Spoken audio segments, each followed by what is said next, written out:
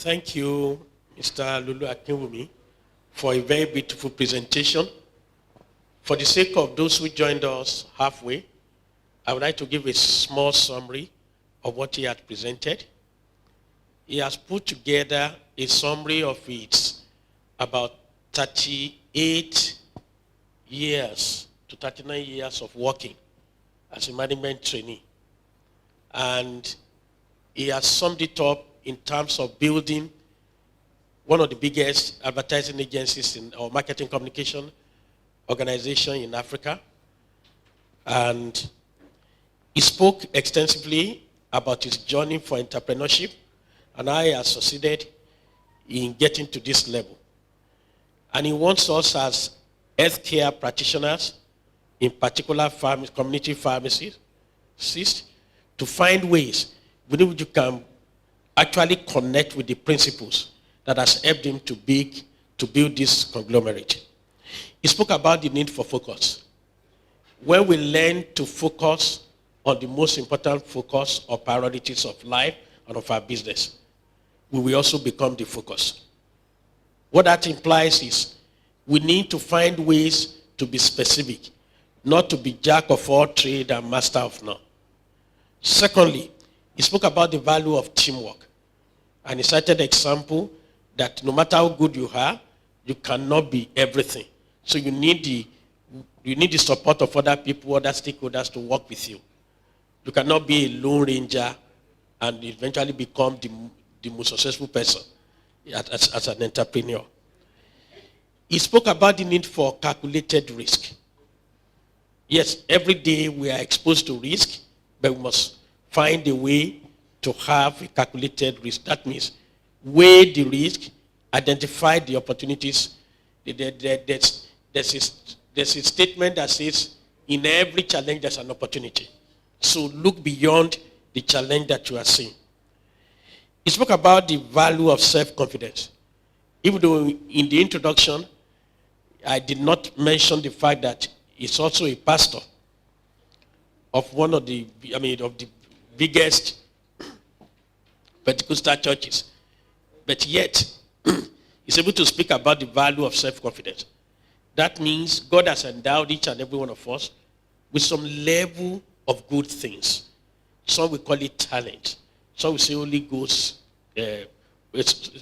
Ghost gifts.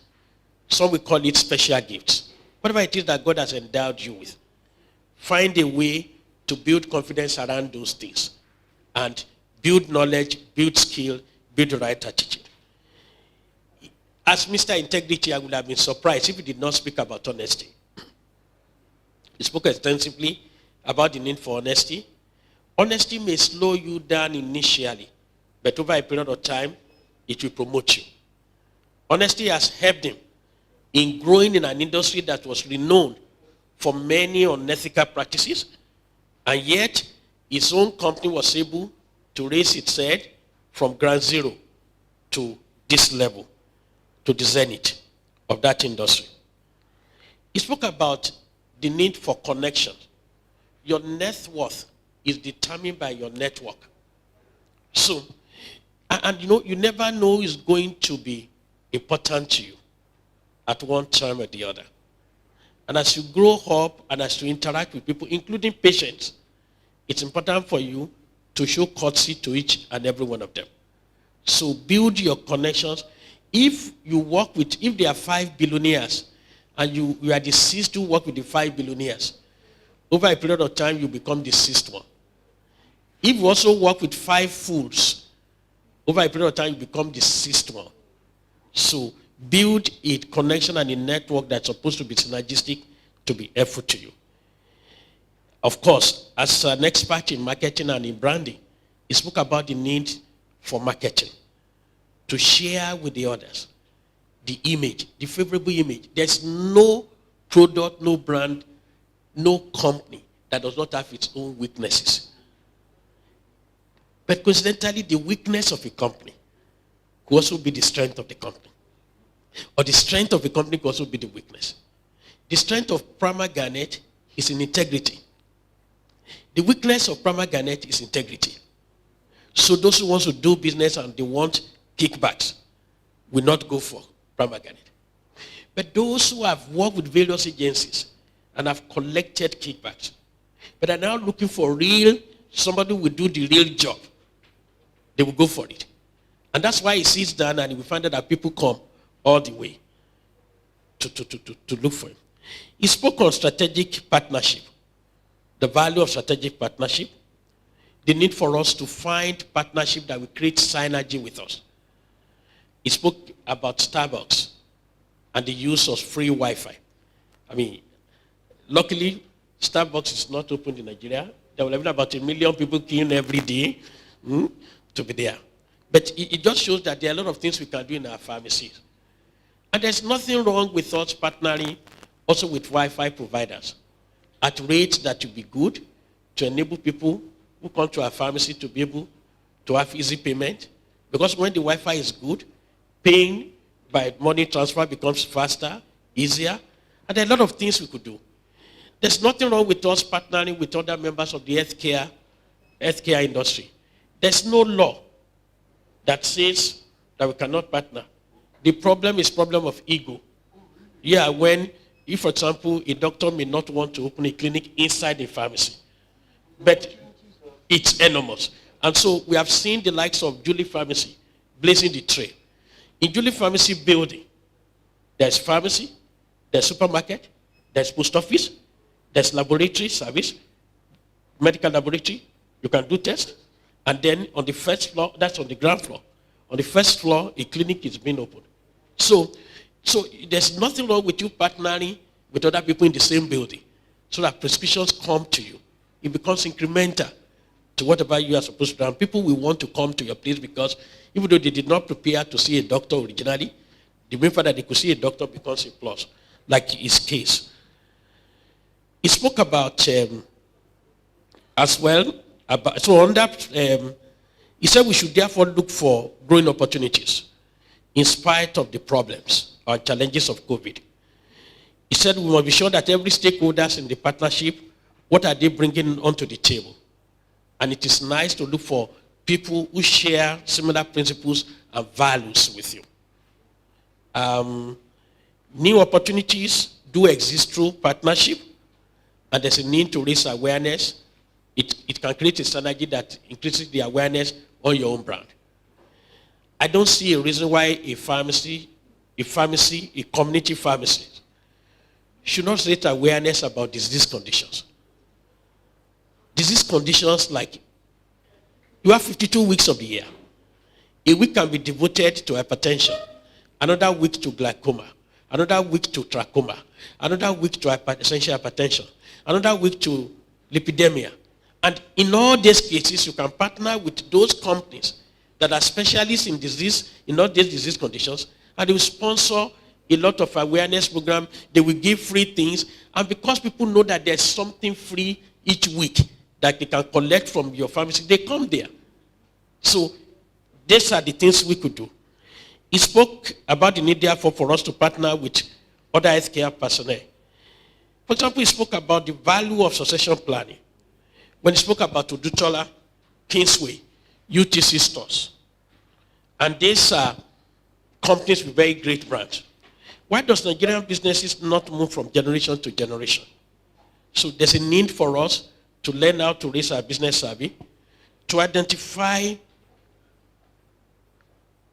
the challenges of cash flow and debt profile that will mitigate against generational businesses. It therefore says we must find a way to build employee loyalty and expand ownership so that it's not just one-man business. I'm into several businesses. When I was in Pfizer, if anybody invites me and say, can you please come and be a partner in this business? Can you just come and be on our board? I say, no, I'm not interested. I don't want US to say he has distraction anywhere. I was not just an entrepreneur. As soon as I stepped out of Pfizer, I realized the fact that salary is what companies pay you so that you could remain a slave to them. Entrepreneurship is good. And there's a role for career. Joseph was just a great career person. And I used to use Joseph as an example. So I never believe I will ever be an entrepreneur. But my stepping out of Pfizer gave me a new mindset. If I don't want to start a business on my own, why don't I go into partnership? So I'm into partnership in about 12 different businesses today. And it will interest you that there's no conflict of interest whatsoever. Because I do not even visit some of the businesses for more than 5 years. As far as dividend is coming, profit sharing is coming, I will know that they are doing a good job. So pharmacists must not just believe that pharmacy is the only thing for them to make money. That's one. Farm Alliance has proven to us that it's not only pharmacy. My mentor, Shino Okwanubi, look at the way he's making money everywhere. And so you don't need to really open a community pharmacy. So yes, I've got to give him. He has been giving me so much headache, so I have to announce it. So I asked him to settle me before now he did it. So he spoke about so he spoke about the value of us expanding ownership. And as we expand ownership, those new owners can actually open new opportunities for you. That's the point. So he spoke about people are the most important asset of the organization. Although he said after branding, because he's a brand person. But the HR person will say the most important asset because the person who develops the brand is people. So the most important asset of any organization is the people. So, and it's not necessarily that because somebody has stayed too long with you, he must therefore succeed you. It's not based on age. It should be based on competency. And if you have one or two or multiple people who succeed you, it's important for you to look at their knowledge, their skill sets, their attitude sets, and to build them up along the lines of those, along the line that will make them, if any one of them becomes the CEO eventually or the MD, they will be a good MD. And one thing that I picked up is also that you don't choose an MD on basis of where you are coming from. You choose an MD on basis of where you are going. I work for a company and an MD needed to be chosen. The problem of the company was not that of technical problem. It was not operational problem. It was a marketing problem. So, even though one of the key likely successor was a technical person, was a much more senior director, he wasn't chosen. Because the problem of the company was that of marketing. So a marketing person will be chosen, preferred over a technical person.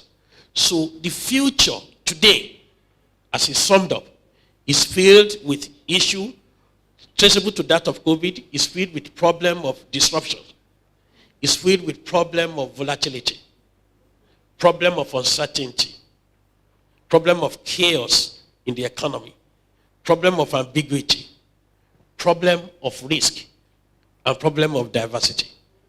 And the solution to all this problem as entrepreneur is to be able to see opportunities in each of these challenges, to see opportunities in disruption by you as leaders, as entrepreneur, providing direction, to see opportunity in volatility by providing vision, to see opportunity in the problem of uncertainty by providing greater understanding, to see opportunity in the problem of chaos by providing clarity, to see opportunity in the problem of ambiguity by making your company to become more agile, by addressing risks with resilience, and by ensuring that diversity, you provide an environment of diverse people, divergence, that enables you to see beauty in divergence rather than problems in divergence.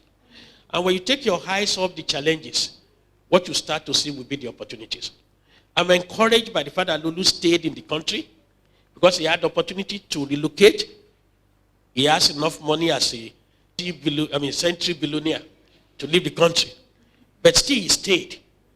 And he will not understand how many people he is inspiring like me. And he makes very positive comments. He's a man of faith, but not religious. These are two different things. And so it's very objective as his approach and his comments on the issues of COVID since it started about 6 months ago. I think I've given a very good grasp and summary of what I believe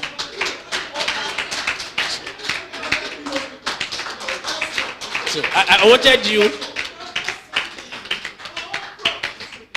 you to know that I was listening. Because many of you were chewing gum. Some of you were just busy. So now that so please send on the question on the question list all the questions you have. Lulu is unlucky to have me at this side today. So no matter what his plans are, he will need to answer a couple of questions before he leaves. Lulu is very, very proud. I mean, when I use the word proud, I'm using it. He's very happy to be introduced as a Christian. He's been a Christian for many years. When I met him, he was already a Christian. And, I was told that my voice is not loud enough. Okay.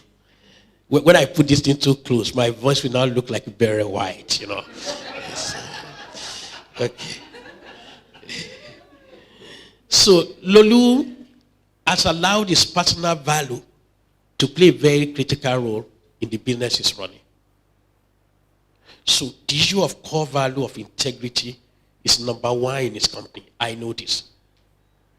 And I know a couple of people have worked, and those whose values did not tally with that value of maintaining integrity, some of them found their way outside the company, and the company did not collapse. That encouraged me to realize the fact that I could choose not to do some things. So, as somebody who was heading the new Pfizer business in 1997, I chose I was not going to do any business with government. And Pfizer survived. I started to work in an higher institution, in an institution of learning, where really there's no reason to bribe anybody. You don't bribe students to come to school. So it was a safe place for me. And I realized that lecturers have a tendency of putting pressure on their students. Particularly male lecturers can put pressure on students. So we arranged that if you teach a subject, you cannot mark it. I who is teaching similar